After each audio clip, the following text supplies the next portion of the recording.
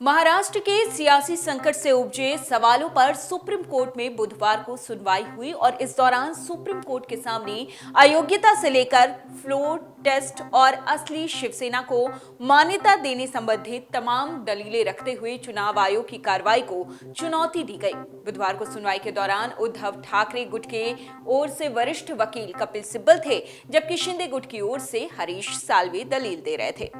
Supreme court के सामने कपिल सिब्बल ने कहा कि अगर कोई राजनीतिक पार्टी 2/3 की संख्या से चाहे तो दूसरी पार्टी में विलय हो सकता है या दूसरी नई पार्टी बना सकती है, क्योंकि 10वीं अनुसूची में यही प्रावधान है।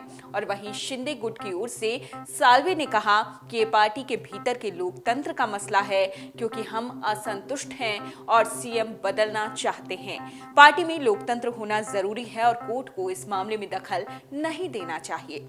इस पर सुप्रीम कोर्ट ने नाराजगी जताई और कहा कि पहले आप ही आए थे और अब दखल ना देने की बात कह रहे हैं। आइए अब हम आपको बताते हैं कि सिब्बल ने जो दलील कोर्ट के सामने पेश की उस पर चीफ जस्टिस ने क्या कहा।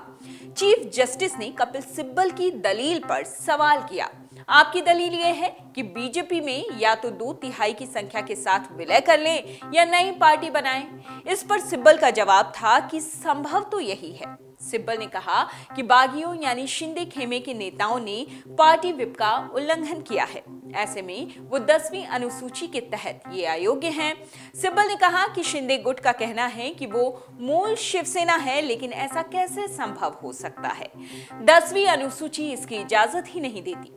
10वीं अनुसूची बहुमत के संदर्भ में मान्यता नहीं देता। इस तरह देखा जाए तो अगर शिंदे गुट अयोग्य हैं तो फिर वो चुनाव आयोग के सामने मान्यता के लिए जा ही नहीं सकते। अगर वो अयोग्य ठहराए जाते हैं तो फिर उनका स्पीकर का चुनाव अवैध है, उनका सीएम पद पर चुना जाना अवैध है। इस तरह देखा जाए तो राज्यपाल का फैसला भी अवैध है। अब शिंदे गुट की ओर से साल्वे ने क्या दलील रखी वो भी आपको बताते हैं। मामले की सुनवाई के दौरान शिंदे गुट की ओर से हरीश साल्वे ने दलील दी कि तथ्यात्मक विरोधाभास है। जब पार्टी छोड़ी जाती है तब अयोग्यता और दल बदल कानून सामने आता है। यहाँ ऐसा नहीं है और कोई भी अयोग्य नहीं है। अगर हमारा सीएम हमसे मिलना नहीं चाहता, अगर हम शिवसेना के सदस्य हैं और सीएम हटाना चाहते हैं, तो ये सब पार्टी के भीतर का मसला है, पार्टी के भीतर के लोकतंत्र का मसला है, क्योंकि हम असंतुष्ट हैं और सीएम बदलना चाहते हैं। पार्टी में लोकतंत्र होना बेहद जरूरी है और कोर्ट को इस मामले में दखल देना ही नहीं चाहिए। अब हम आपको बताते हैं कि शिंदे गुट से चीफ जस्टिस ने क्या कहा और क्या खरी खरी सुनाई है शिंदे गुट को। चीफ जस्टिस ने साफ तौर पर कहा कि पहले आपकी ओर से अर्जी दाखिल की गई और अब डिप्टी स्पीकर की कार्रवाई को 10 दिन के लिए टाल दिया गया। उन्होंने कहा कि आप पहले आए थे, सही गलत क्या हुआ हम नहीं जानना चाहते, लेकिन आप कह रहे हैं कि हम इस मामले को तय नहीं कर सकते।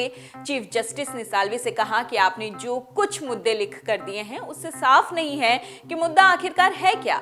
आप दोबारा इसे पेश करें। साल्वे ने कहा कि वो दोबारा इसे पेश करेंगे। साल्वे ने यह भी कहा कि यहाँ पार्टी के नेता पर विवाद था, पार्टी में कोई विभाजन नहीं था।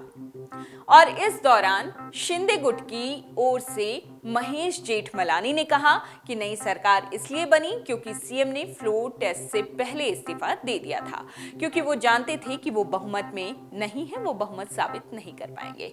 तो इस तरह कोर्ट में शिंदे गुट को खरी खरी सुननी पड़ी चीफ जस्टिस की तरफ से। डाउनलोड करें अमर उजाला ऐप और पाएं खबरें लगातार। अगर आप ये वीडियो YouTube पर देख रहे हैं तो हमारे चैनल को सब्सक्राइब करें और बेल आइकन को दबाना ना भूलें। अगर आप Facebook पर ये वीडियो देख रहे हैं तो हमारे पेज को लाइक करें।